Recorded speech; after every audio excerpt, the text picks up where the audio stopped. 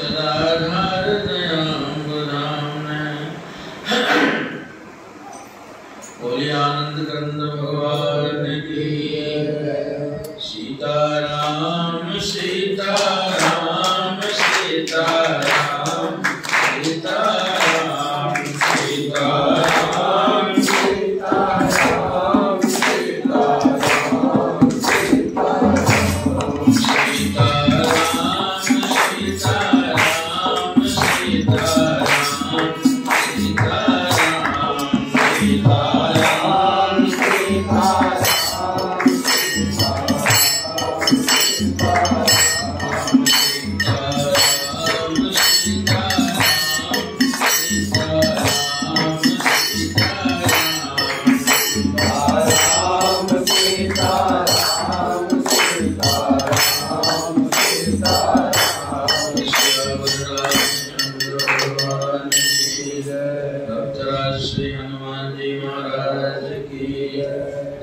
सद्गुरुदेव भगवान की परम प्रेमी प्रमुख सत्संगी अनुरागी सज्जन वृंद एवं देवियों, गुरु भगवान के इस प्रार्थना मंदिर में आज नित्य प्रति की तरह इस रविवारी गोष्ठी में हम बैठे हैं भगवान की मूर्ति के सामने और वे देवाधिदेव अपनी मौज से मेरे लिए उपयुक्त प्रेरणा करके तरह तरह के भजन के माध्यम से कुछ न कुछ समझा रहे हैं। इधर भी मैं यंत्र की तरह से उनके इस आसन पर दिए गए आसन पर बैठा हूँ और वे प्रेरक सत्ता सद्गुरु भगवान की अपने मौज से अपनी प्रेरणा से कुछ बुलवाएगी, कुछ पगलाएगी। इंसान जिस प्रकार में औषधालय में अस्पताल में जाता है, किसी को टांग की बीमारी, किसी को माथे की बीमारी, किसी को आँख की बीमारी, किसी को कोई तो किसी को कोई रहता है। उसी तरह से ये संतों की पाठशाला में हम भी हाजिर होते हैं। वह तो शरीर की व्याधियां अलग हैं, मन के अंदर भी जो बीमारियां हैं उसको दुरुस्त करने के लिए ये गुरु भगवान की पाठशाला औषधालय है, जहाँ हमें नाना प्रकार से प्रेरणा देकर हमारे मन की कुटिलताओं को, मन की दुर्बलताओं को, मन की बीमारियों को दुरुस्त करने के लिए समझाया बुझाया जाता है। मानस में गोस्वामी जी कहते हैं ये काम, क्रोध, लोभ, मोह, अहंकार, नाना प्रकार के शत्रु, नाना प्रकार के रोग हमारे मन को ग्रसे हुए हैं, जो हमें परमार्थ की ओर, परमात्मा की तरफ, परलोक की ओर बढ़ने से रोकते हैं। सद्गुरुदेव भगवान उन्हीं से नाना प्रकार से छुट्टी दिलाने के लिए बताते हैं, मंत्र साधना करो, सेवा करो, भजन करो और अपने को दिव्य बनाओ।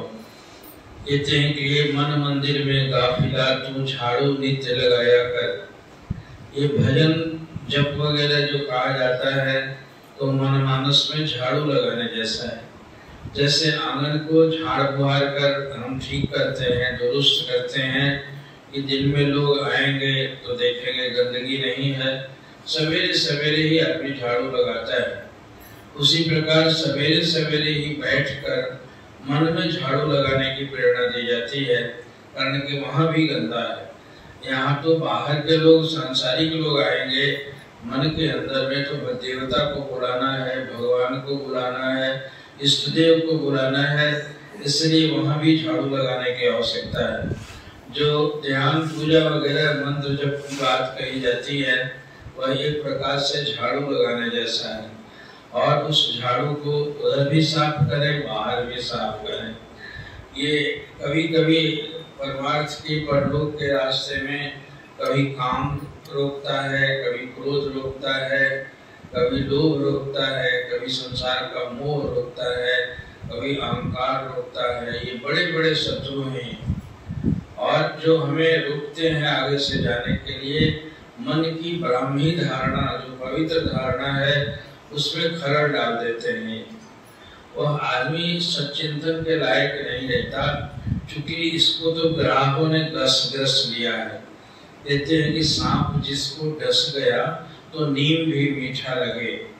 सांप के डसने पर नीम का पत्ता खिलाया जाता है और नीम की कड़वाहट कड़वा होता है वो, लेकिन जिसको मुंह में डालने के बाद कड़वा नहीं लगे, इसका मतलब इस पर जहर चढ़ा हुआ।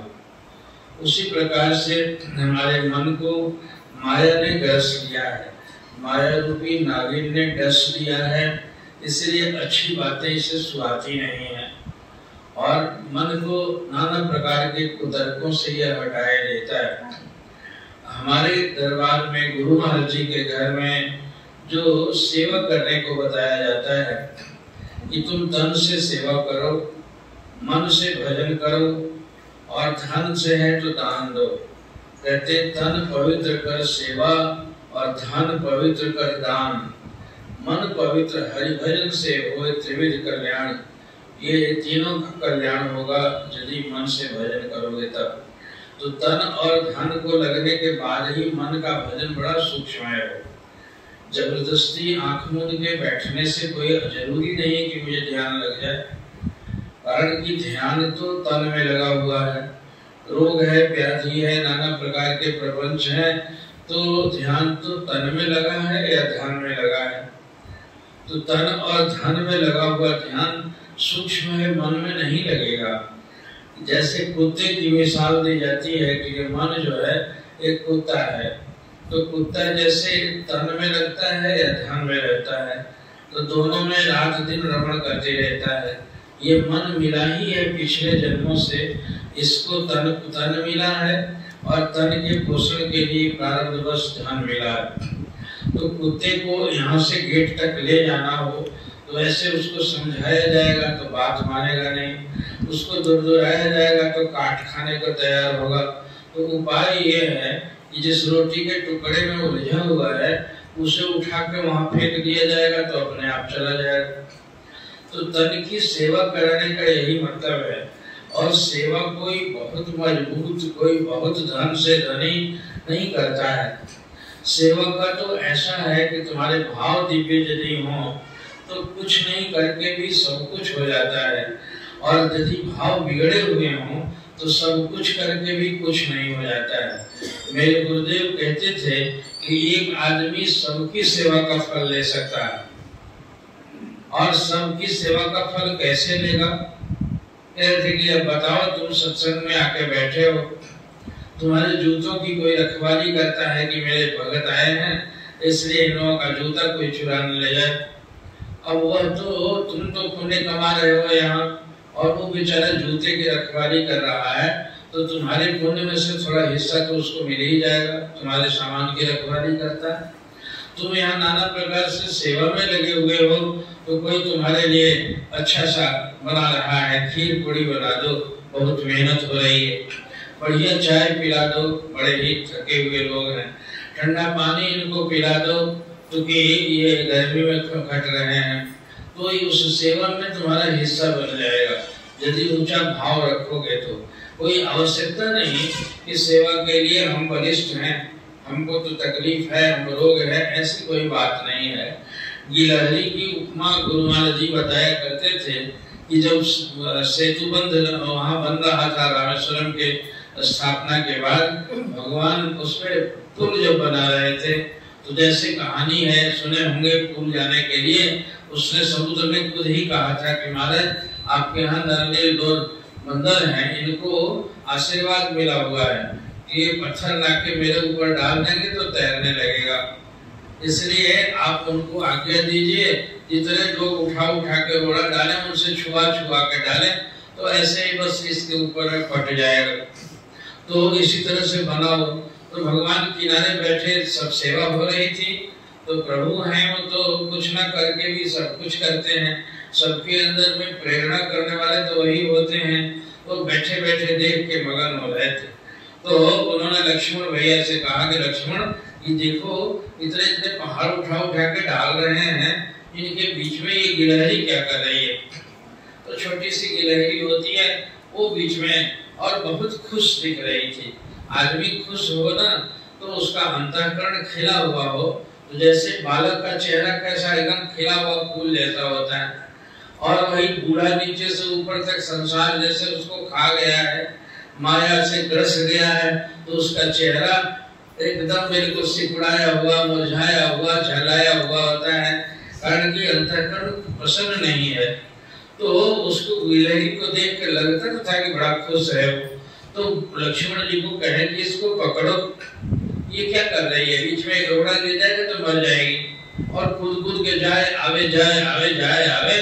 भगवान ने पकड़ के हाथ पर रखा, कहा कि तू क्या कर रही है उसमें, तुम्हें डर नहीं लगता कि पत्थर उठा उठा के ले जा रहे हैं, कहीं गिर जाएगा तो क्या होगा।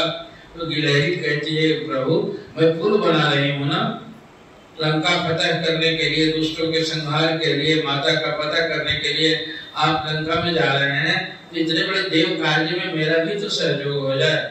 कि तू क्या सहयोग कर रही है, कहे कि पानी में भिगाती हूँ पूंछ को, और लपेट लपेट के कूद कूद के उसमें थोड़ा सा बालू सटता है तो जाके झाड़ आती हूँ, और फिर झाड़ आती हूँ।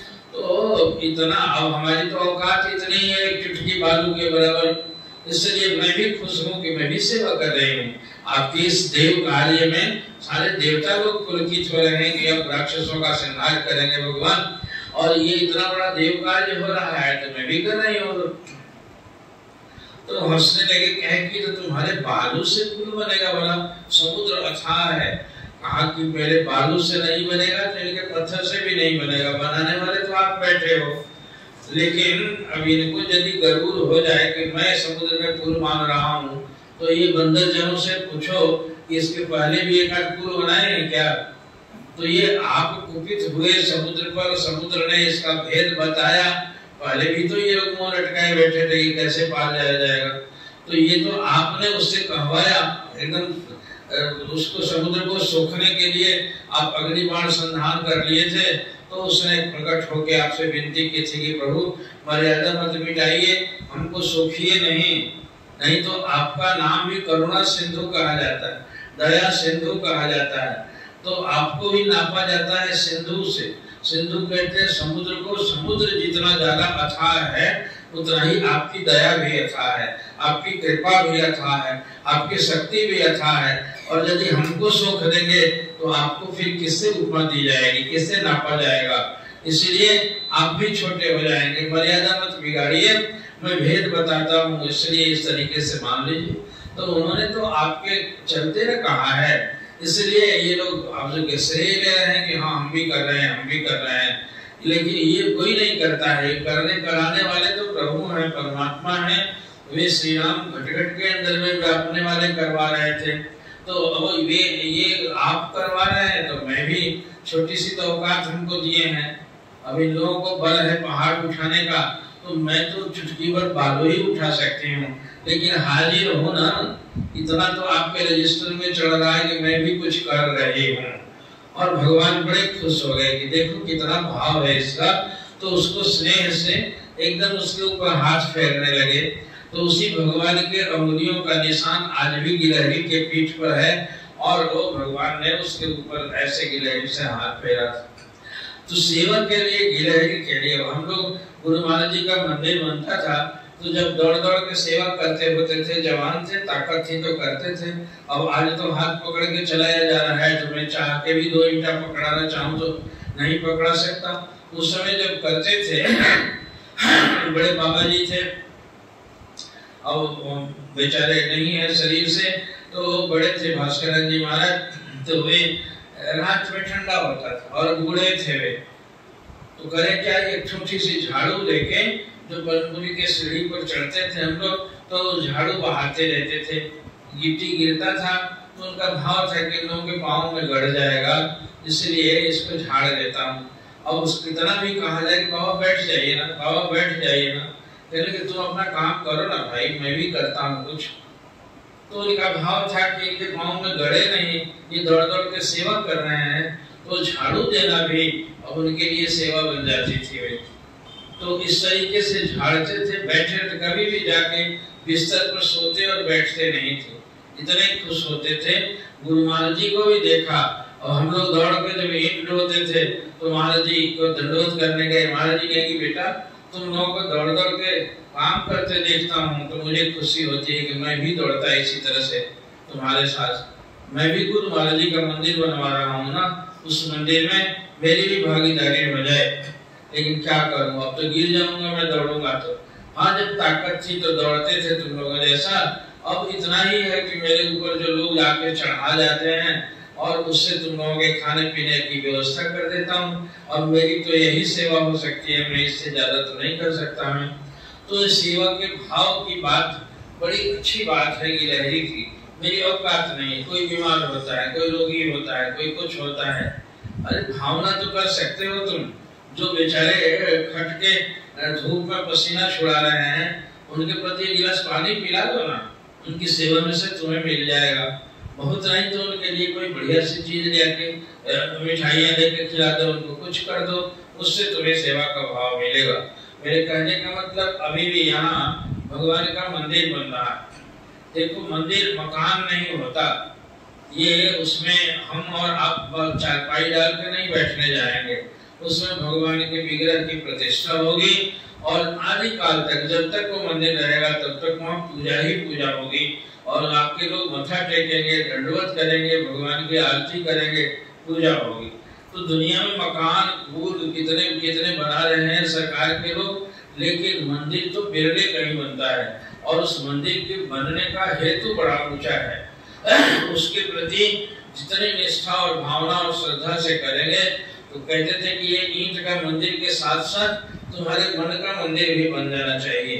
तुम्हारे भीतर का मन इतना दिव्य, इतना पावन हो जाए कि अभी झाड़ू लगाने के लिए कह रहा था, उसी सेवा से झाड़ू लगा के तुम अपने अंदर में उस देवता को बुलाओगे, उस इष्ट देव को बुलाओगे, उसमें सद्गुरुदेव आके विराजमान होंगे। इसलिए हृदय को साफ रखो, दिव्य बना के रखो, आलस प्रमाद छोड़ करके एकदम खुले दिल से हंसो और भगवान की इस पूजा में, इस निष्ठा में भागीदारी करो। तो मैं बैठा रहता हूँ दिन भर, मैं सोता भी नहीं, एक टक ताकता रहता हूँ। मेरे को लगा कि अब क्या करूं मैं। तो ये बच्चे कितनी निष्ठा से ऐसे लगे हुए हैं कि कोई मजदूर नहीं है, मजदूरी नहीं करते हैं, ये भी तो मंदिर बना रहे हैं। एक यहाँ मंदिर बनवा रहे हो और दूसरा वहाँ टॉयलेट बन रहा है। बन तो दोनों में ईंटा जोड़ा जा रहा है, दोनों में गाला जोड़ा जा रहा है, लेकिन इसका बनना और उसका बनना कितना अंतर का है। वो रहने के लिए कमरे मकान बनते हैं और एक तरफ देवालय बनते हैं। तो देवालय तो बनना ही चाहिए। सरकार की योजना में आज बड़े बड़े देवालयों को कितना उत्थान कर दिया हमारे प्रधानमंत्री जी ने, और जो देवालय उपेक्षित पड़ा हुआ था, सिकुड़ा पड़ा हुआ था, और इतने विरोध के बाद भी लोग कहते हैं कि बताओ ये राजनेता हैं तो ये रोजगार नहीं देते हैं, नौकरी नहीं देते हैं, ये नहीं देते हैं, और ये मंदिर बनवाते चल रहे हैं। और मंदिर कितना कितना देश के बड़े बड़े मंदिरों को कितना उत्थान कर दिया। आज के पहले से आया हुआ कोई नेता इतना नहीं कर सका, और वे जान प्राण से उत्थान करने के लिए देश के व्यवसायिक दृष्टि से, शैक्षणिक दृष्टि से, सामाजिक दृष्टि से तो उत्थान कर ही रहे हैं, उसमें भी कोई कमी नहीं है।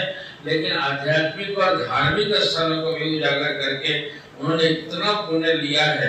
कैसे गुरु होता था केदारनाथ जाना, हम लोग तो जब गए थे तो पैदल गए थे, एकदम इतने इतने बर्फ में घेर के गए थे। वहां से लौट के आने के बाद एक बार चमड़ी उतर गई थी, कितना कठिनाई, न खाने का न ठहरने का। आज वहां एकदम चमन बना दिया उसको, और किस तरह से बद्रीनाथ को, केदारनाथ को, बाबा विश्वनाथ को और सबको बना दिया। इसलिए भगवान के कहते हैं कि ये सब पर राम तपस्वी राजा। राजा को तो तपस्वी होना ही चाहिए, राजा को धर्मात्मा होना ही चाहिए। राजा यदि अधर्मी हो जाएगा तो भ्रष्टाचार फैल जाएगा, अनाचार फैल जाएगा। इसलिए राजा खुद चरित्रवान हो, खुद दानी हो, खुद निष्पाप हो बिल्कुल।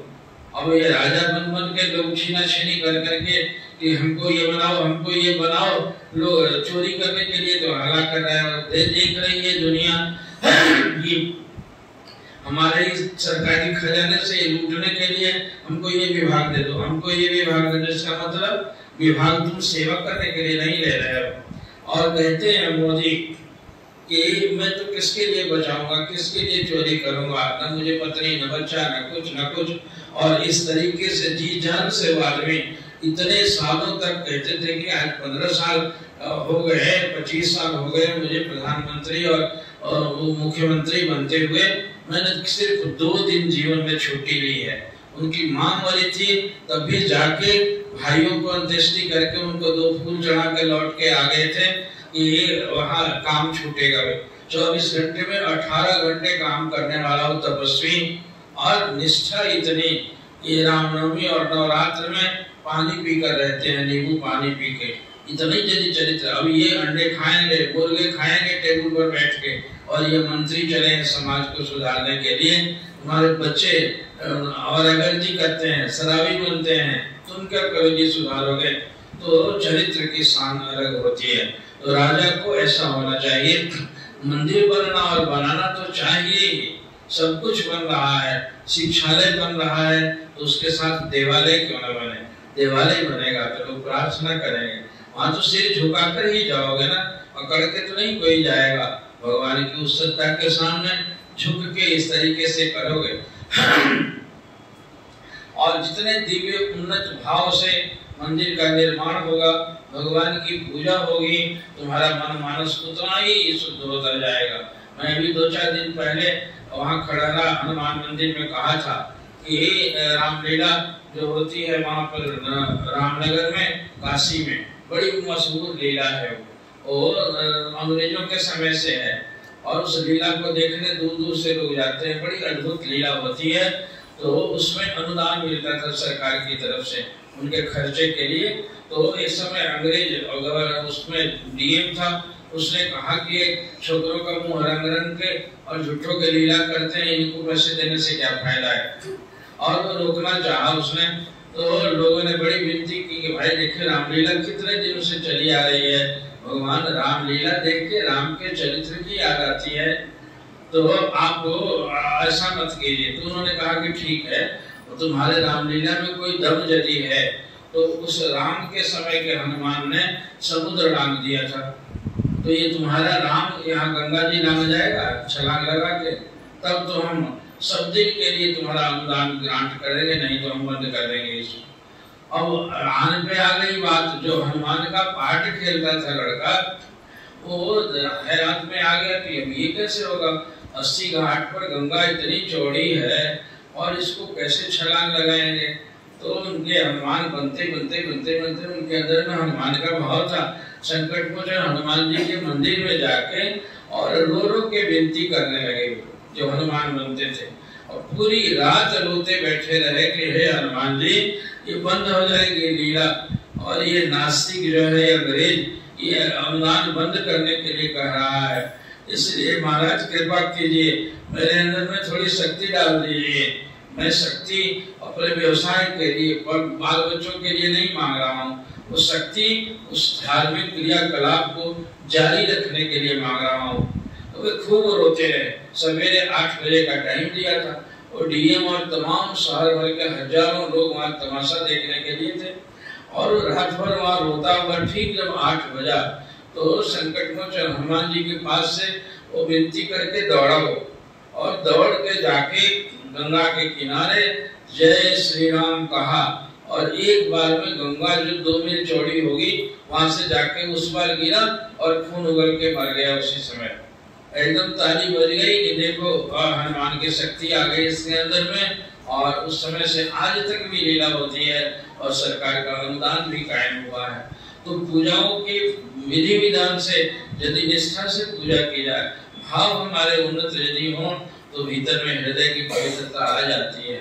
और तमाम दूसरी पद्धतियां जो हैं आत्म शुद्धि के लिए, कोई यज्ञ कराता है, कोई योग कराता है, कोई जप कराता है, उन सबों से भी ये मूर्ति पूजा जो है, जिसको महाराज जी हमारे प्रतीक उपासना करते थे, ये प्रतीक हैं। हनुमान एक आदर्श हैं। अपने स्वामी के सेवा के लिए उन्होंने कभी भी विश्राम नहीं किया। ये राम काज कीन्हे बिना मोहि कहाँ विश्राम। सेवक तो ऐसा होता है कि अपने स्वामी के काम किए बगैर मुझे कहाँ आराम लेना है। और कैसा हुए वे, किस तरीके के बल विक्रमे कितना दुर्धर्ष काम किया। पूरा छलांग लगा के समुद्र नाम गए, जाके लंका को मारा, सारे गर्भ चूर कर दिया रावण का, और माता को उसका पता दिया। वहां से आने के बाद लक्ष्मण को मूर्छा लगी। अब वो जरा क्या वहां से सुखेन वैद्य को उठा रहा था। क्या कमाल की विक्रम शक्ति थी उनके अंदर। वहां गए तो रात में बेचारे के घर पे गए। उन्होंने कहा कि लक्ष्मण को हालात वहां तो खुशी मनाई जा रही थी कि अब उसका भाई तो कल मर जाएगा, और उसको तो शक्ति लगी हुई थी, मेघनाथ ने मार दिया था। तो उन्होंने जाके वहां उसको सुखेन को जगाया।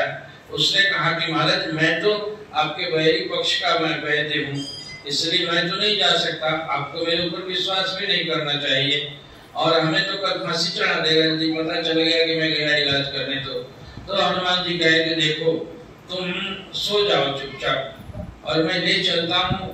तो ये तो नहीं कहने को होगा कि तुम चल के गए, वहां चल के जा भी नहीं सके समुद्र नाम के, इसलिए तुमको ले चलता हूँ, तुम सो जाओ, सुला दो। और ऐसे ही बस उसके घर समेत उठा के और ले जाके रख लिए। वहां भगवान के सामने जब आया तो प्रभु ने देखा, उनके नाड़ी देखी उसने, तो कहा कि महाराज नाड़ी तो अब एकदम टिक टिक चल रही है, कल सूर्योदय तक उपाय तो एक ही है कि इसको संजीवनी पिलाया जाए, लेकिन संजीवनी इतना दूर है कि सवेरे तक से सूर्योदय के पहले तक से लाना बड़ा मुश्किल है, और इसके बाद में जरा भी एक पल भी देरी होगी तो प्राण छूट जाएगा। तो हनुमान जी कहे कि आप बैठे रहो यहाँ, बताओ कहाँ रहती है संजीवनी। तो उन्होंने बताया कि अमुक पर्वत पर जाओ, लेकिन संजीवनी तुम पहचानोगे क्या, कैसे। तो कहा कि अब मैं पहचान तो नहीं पाऊंगा, लेकिन वैसे जाता हूँ, उस जिस पहाड़ पर है पहाड़ी उठा कर ले आता हूँ, और आप उसमें से चुन के देख के दे दीजिएगा दवाई। और गए किस तरह से विकट होते अच्छे कामों में श्रेयांसी बहु विघ्नानि, बहुत ऊंचे जो लक्ष्य होता है उसमें विघ्न भी बहुत आता है। और ले आ रहे थे रात्रि काल में, पहाड़ लिए हुए अयोध्या के ऊपर से गुजरे, तो रात में पहरा दे रहे थे भरत जी। उनको तो 24 घंटे, वो भी एक अजब सेवक थे वे भगवान की धरोहर थी। तो रात में कोई आक्रमण न हो जाए तो राजा थे धनुष लेके पूरी रात जग के पहरा देते थे। क्या कमाल है हमारे रामायण का आदर्श।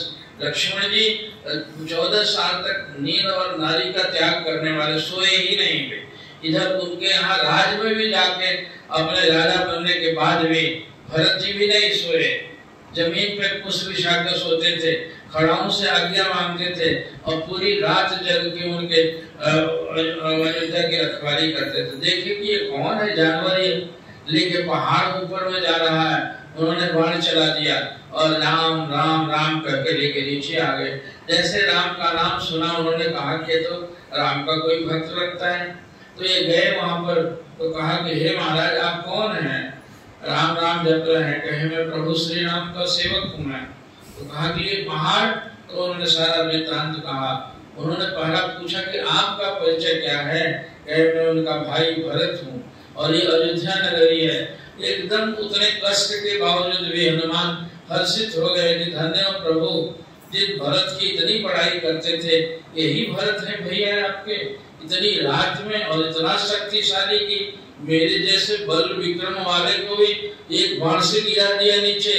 और हे माता ये धरती धन्य हो प्रभु को जन्म देने वाले। और बड़े गदगद हो गए और ये रोने लगे भरत जी कि महाराज आपके इस कार्य में मैं अभागा हूँ जो आपको कष्ट दिया। और उनको कहा कि कष्ट नहीं है, प्रभु के काम में कष्ट नहीं होता है महाराज। तो मैं अब जाऊंगा, कारण के समय के पहले वहां पहुंचना है। कहा कि आप घायल हो चुके हैं, इसलिए कहा कि मेरे मार्ग पर बैठ जाइए और मैं उड़ा के भेज देता हूँ। उन्होंने कहा कि सेवा में मदद की आवश्यकता नहीं पड़ती भैया, आपका दर्शन पाया, मेरे प्रभु के नगरी में आ गया मैं, यही सबसे बड़ी बात है। और बस आप सबको प्रणाम करता हूँ। और उस समय सुन के सुमित्रा आई हैं, उनके उर्मिला आई हैं, लक्ष्मण की पत्नी, सारे लोग आ गए हैं और सबका परिचय देखते ही वे गदगद हो गए हनुमान कि मेरे प्रभु का परिवार है ये। और कहते हैं कि ये उर्मिला और उत्सुकता से पूछती है, जैसे ही सुना कि लक्ष्मण को शक्ति लगी है तो उनकी पत्नी है, तो उन्होंने कहा कि उर्मिला तुमको तुम्हारे पति पर प्राण संकट है, तुम रो नहीं रही हो। तो कहती है कि मेरे प्रभु किस हालत में आप छोड़ के आए हैं हनुमान जी? तो कहा कि प्रभु की गोद में उनका सिर था और भगवान माथा पकड़ के रो रहे थे, ऐसी हालत में उनके प्राणों का मूर्छित हो गए हैं। तो कहती है कि त्रिलोकीनाथ जिनके शरण में जाके कभी कोई काल भी बाल मौका नहीं कर सकता, तो मेरे पति का सिर उनकी गोद में है, इसलिए नींद लग गई होगी, लड़ते लड़ते सो गए होंगे, उनको कुछ होगा थोड़ा, इसलिए मुझे क्या चिंता है, जो मालिक के शरण में है उनकी गोद में है, इसलिए उसे कुछ नहीं होगा। सुमित्रा को कहते हैं कि माता तेरे पुत्र है लक्ष्मण और तुम रो नहीं रही है। तो सुमित्रा कहती है कि रो किसके लिए, भगवान की सेवा करते करते यदि एक बेटा मर गया है तो एक बेटा मेरा यहाँ पर है, इसलिए अयोध्या की प्रजा लेके जाए राम की मदद करने के लिए, उसको अकेला नहीं छोड़ना है। और वो भी हैरान हुए कि मैं तो अपने ही विक्रम के बल पर इतना बधाई दे रहा था कि मैं उनको जिला दूंगा, एक से एक बड़े लोग हैं। माता कहती है कि एक बेटा गया तो क्या हुआ, दूसरा चला जाए। दुनिया में 3 साढ़े 3 माताओं का नाम दिया जाता है। दुनिया की कुल माताओं का संबंध, उनका त्याग, उनका बलिदान तो बड़ी प्रशंसनीय है, लेकिन माता मोह करके बच्चे को परमार्थ की तरफ से उल्टा करती है, वही माता को दोष होता है। वैसी माताओं में वैसी माता सुमित्रा का आदर्श माता कहा जाता है, जो भगवान की सेवा में गया तो जीवन तो उनकी सेवा के लिए ही मिला हुआ है ना, चला गया तो क्या होगा, एक शत्रु बचा हुआ उसको भेज देते हैं। कौशल्या जी कहते हैं कि माता आप भी कुछ कहिए, आगे हनुमान जी जाके कह दीजिएगा राम को कि लक्ष्मण को अमानत समझ के उसको दिया गया था उनकी सेवा के लिए, और वे बचा नहीं पावे, लक्ष्मण को यदि कुछ हो गया तो कह देना कि जीवन भर जंगल में ही रहेगा, वापस नहीं आएगा, अयोध्या में घुसने नहीं दूंगे उसको। अब उनकी माता कहती है ऐसे कि जीवन भर राम को लौट के आने की जरूरत नहीं है। कितना आदर्श परिवार था। हनुमान जी देख के बड़े खुश हुए और उड़ के गए, समय पर उन्होंने ऐसे किया और सुखेन वैद्य से फिर बूटी दिलवा के और उसके घर समेत ले जाकर रख दिए कि रावण को शंका नहीं होगी कि जिया कैसे। सवेरे तो हैरान हो गए, तो मर जाना चाहिए था, देखो वहां तो रोना पड़ा होगा, कहीं को तो हर्षित है, फिर तैयार है लड़ाई करने के लिए, कैसे जिया। तो अब पता लगवाया तो कहा कि सुखेन नहीं किया। उससे पूछताछ होने लगा तो कहा कि महाराज मैं करूं क्या, वो बंदर जो आके आग लगा गया था, अब वही बंदर वो आया था हमारा घर समेत उठा के ले गया, तो उन्हें कैसे क्या करता मैं। इसलिए ऐसा पराक्रमी गुरु महाराज जी हमारे हनुमान और भरत की सेवा की बड़ी मिसाल दिया करते थे। कहे कि सेवक तो वे दोनों हुए और सेवक तपस्वी भी होता है, सेवक तो साधक भी होता है, सेवक योगी भी होता है। और सेवा से कहते थे कि सब कुछ मिल जाता है, उसको कुछ करने की जरूरत नहीं है। यदि सेवक अपनी सेवा से, अपनी भावना से अपने इष्ट को प्रसन्न कर ले, खुश कर ले, उसका इष्ट प्रसन्न होके वाह बेटा कमाल, नाज है तेरे ऊपर। और भगवान के जो काम किया, सीता का पता लगाया और हनुमान जी जाके ऐसे बचाया, नागपाश से उनको बचाया, तो उनके स्वामी कितना खुश होते होंगे। और उसके बाद भी हनुमान जी की बड़ाई की जाती थी तो कहते थे कि प्रभु ये तो आपके पुरुषार्थ की बड़ाई है, इस दास में सेवक में कुछ भी नहीं है। इतना ज्यादा थोड़ा सा करने वाले लोग अपना बखान करते रहते हैं दिन भर जीवन भर, और भी इतना अधिक करने वाले भी। इसीलिए जिसके मान का हनन हो चुका है वही हनुमान कहलाता है। और हनुमान की पूजा राम से भी अधिक हो रही है, जगह जगह जगह जगह हनुमान जी की पूजा हो रही है। मेरे महाराज हनुमान के प्रति बड़ी आस्थावान थे और जगह जगह अस्पतालों में भी जब भी उन पर कोई तबीयत भी खराब होती थी तो कहते हनुमान चालीसा पढ़ो, हनुमान चालीसा पढ़ो, हनुमान चालीसा पढ़ो, ये कहा करते थे। तो हमारे सारे आश्रमों में ऐसे संकल्प हुआ कि हनुमान जी की पूजा होनी चाहिए।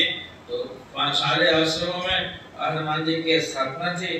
मन में ऐसे ही विचार आया था कि इस स्थान इतना पुराना है, यहाँ भी हनुमान की पूजा होनी चाहिए। जो भी कर करा रहे बना रहे हैं, कोई मकान नहीं बन रहा है, जो भी अपनी सेवा अपने धन से या तन से या मन से लगेंगे उनको हनुमान जी की कृपा होगी। इस देव कार्य में सहयोग करने को उनको आशीर्वाद मिलेगा, उनका मन मानस भी पावन होगा। तो बड़े उत्साह पूर्वक भगवान ने जितनी सामर्थ्य दी है और जैसा करके हाजिर रहना उसकी लहरी की तरफ से। और हम कर क्या सकते हैं, बड़े बड़े लोगों का मंदिर देखा जाता है, का तो 2 करोड़ का मंदिर बना दिया। हम 2 करोड़ का मंदिर इस गरीब क्षेत्र में नहीं बना सकते। जो भी किया जा रहा है यह पर्याप्त है, हमारे लिए सबसे उत्तम है। तो अपनी भावना को इससे जोड़ के और इस क्रिया में सहयोग करते हुए इस यज्ञ कार्य में अपनी भागीदारी हाजिर लगाते जो रहेंगे उनको बेशक आशीर्वाद होगा। देव कृपा से उनका जीवन निहाल होगा। हरि ओम। सत्संग पूरी दयालु।